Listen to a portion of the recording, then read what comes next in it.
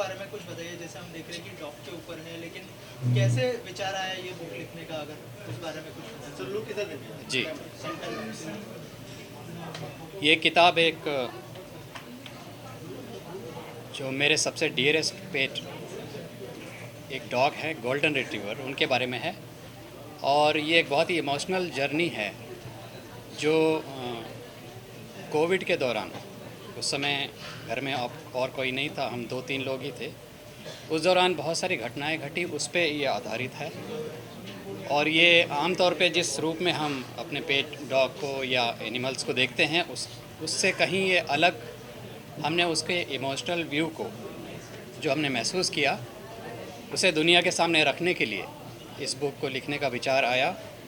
और story mirror में विभू जी ने हमें बहुत हेल्प की उसे पब्लिक करने में, उसे लिखने में और उसे तैयार करने में और यहाँ तक पहुँचाने में। जी सर, ऑल्सो अमेरिकी प्रेसिडेंट के पास भी ये डॉग था, और इसको पालने का विचार आपके आपके पास कैसे आया, अगर थोड़ा सा उस बारे में बताएं। हाँ, वैसे देखा जाए तो दुनिया में ये सबसे पॉपुलर वैरायटी है गोल्डन रिट्रीवर्स। तो हमारे दिमाग में तो ऐसा कोई विचार नहीं था। मैं तो विदेश में जॉब कर रहा था और कोविड के दौरान मैं जॉब छोड़कर वापस इंडिया आया, तो मैंने देखा कि मेरी वाइफ ने एक डॉग को शेल्टर दिया और उसे अडॉप्ट किया। तो इस तरह से जब वो हमारे घर में आ ही गया तो मैं खुद भी हैरान था कि उसके साथ रहेंगे कैसे, लेकिन उसे कहीं छोड़ भी नहीं सकते थे और इस तरह से वो हमारे पास रह गया एज ए शेल्टर।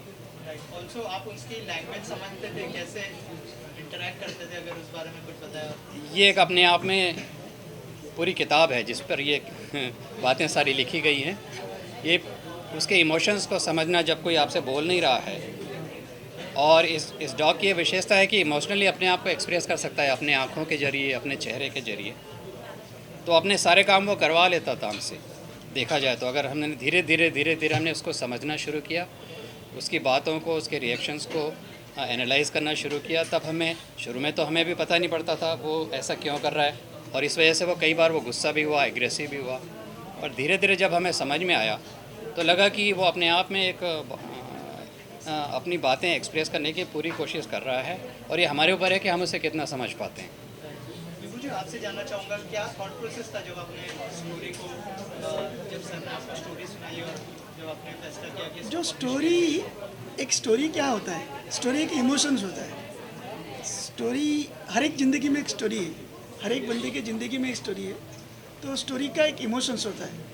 इमोशंस किसी के साथ भी हो सकता है, निर्जीव के साथ हो सकता है, इवन एनिमेट ऑब्जेक्ट के साथ हो सकता है, ह्यूमंस के साथ हो सकता है। Now the story about this dog is a very personal story, personal journey, जिसमें आपको ऐसे लगेगा कि मैं इस डॉग से नहीं बात कर रहा हूँ, मैं एक आत्मा से बात कर रहा हूँ।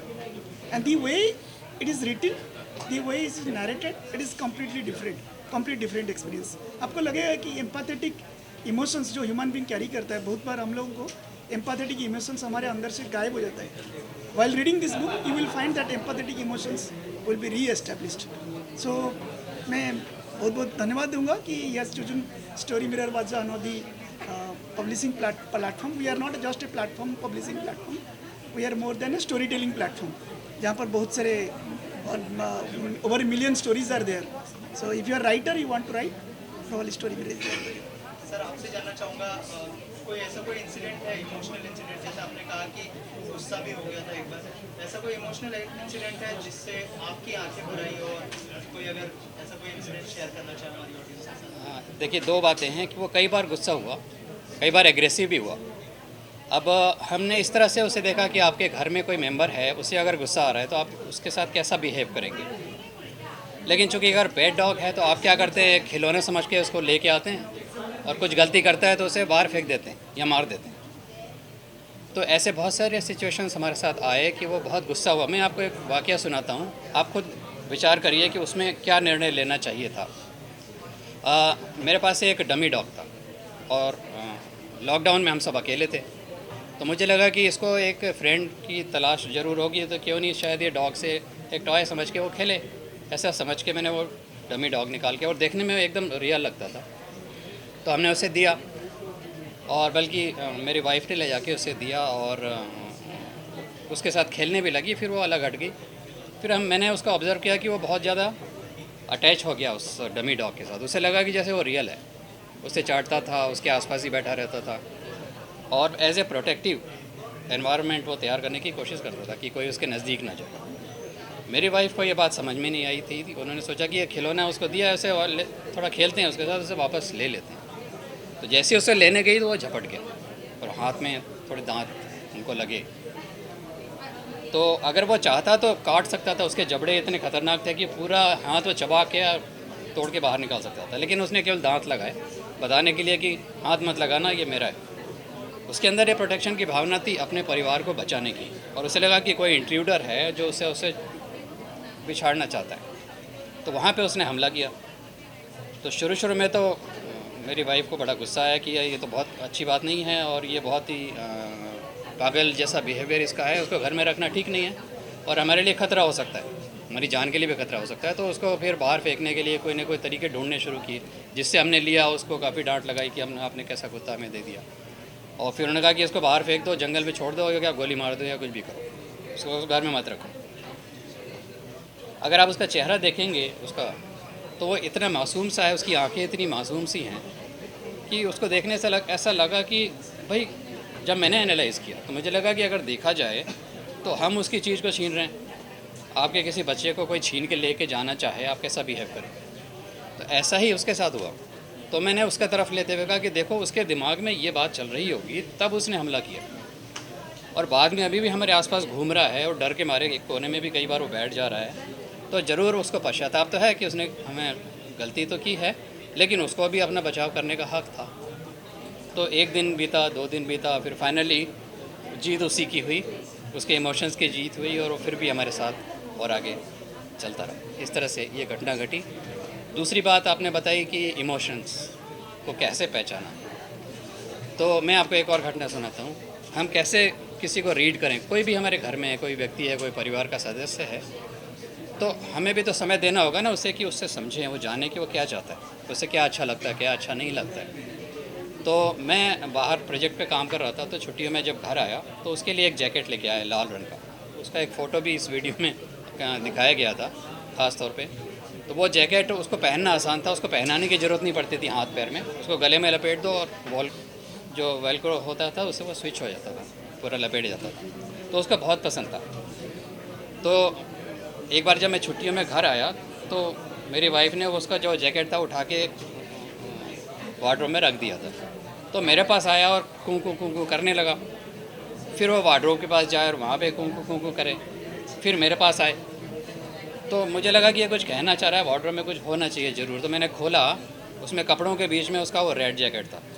मैंने उसको निकाला, उसको दिया, तो वो इतना खुश हुआ, उछल के मेरे को देश से धन्यवाद देता रहा कि यही तो वो ढूंढ रहा था इतने दिनों से, उसको छुपा के रखा हुआ। तो ये समझने की बात है कि वो चाह क्या रहा है।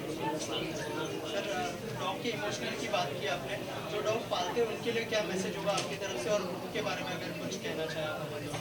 देखिए, बुक में मेरी वो सारी बातें मैंने एक्सप्लेन की है जो जनरली हम उस नज़रिए से सोचते नहीं हैं कि वो तो पेट डॉग है, वो खिलौना है, वो तो उसको हमारी रखवाली करना चाहिए, उसको वैसा करना चाहिए, वैसा करना चाहिए। पर हमें क्या करना चाहिए, इस बारे में हमारे अंदर क्या विचार आना चाहिए, ये सारी चीज़ें मैंने इमोशनली एक जर्नी के रूप में उसको इस किताब में लिखने की कोशिश की है। और विभू जी ने बहुत उसमें मदद की है उसको प्रॉपर तरीके से, प्रोफेशनल तरीके से प्रेजेंट करने में। तो मैं यही कहना चाहूँगा कि जैसे हम परिवार का सदस्य है, ऐसे ही जो पेट एनिमल्स हैं वो भी हमारे परिवार का एक सदस्य है। हमें उनको समय देना चाहिए, उनको समझने का, उनको जानने का, और ये उनकी रिक्वायरमेंट की को पहचानने की भी ज़रूरत है कि उन्हें क्या पसंद है, क्या नहीं पसंद है। एज ए फैमिली में आप उन्हें अगर रखेंगे, आपको भी अच्छा लगेगा, उनको भी अच्छा लगेगा। अभी जैसे आप देखिए कि कितने आवारा कुत्ते आपको नज़र आ रहे हैं, कितने सारे इंसिडेंट्स यहाँ पे हो रहे हैं, बहुत बड़े लाइव इंसिडेंट्स यहाँ पर हो रहे हैं। तो मैं यहाँ पर ये बात कहना चाहता हूँ कि हम उन्हें आवारा क्यों छोड़ रहे हैं। पहली बात, एक इंसान की बुनियादी ज़रूरत है रोटी, कपड़ा, मकान। जीव जंतुओं की भी बुनियादी ज़रूरतें हैं, क्या हमारा उस पर ध्यान है? ठीक बात है, हमारे देश ने काफ़ी तरक्की की है और बहुत सारी सुविधाएं हैं अभी भी और मिलती जा रही हैं, लेकिन थोड़ा सा समय तो चाहिए देश को पूरी तरह से विकसित होने के लिए।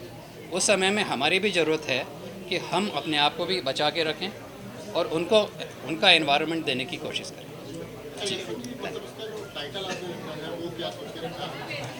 हाँ, जो है स्टॉर्म ऑफ इज ओन अपने आप में एक तूफान था। देखो, मुझे कई डॉक्टर्स ने बताया कि गोल्डन रिट्रीवर कभी भी एग्रेसिव नहीं हो सकते, इम्पॉसिबल है, लेकिन वो एग्रेसिव था। तो अपने आप में एक तूफान था कि वो उसके एग्रेसिवनेस के थ्रू वो अपने एक्सप्रेशन को एक्सप्रेस करता था।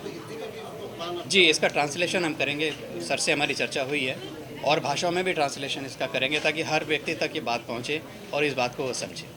जी, thank you so much. Thank you.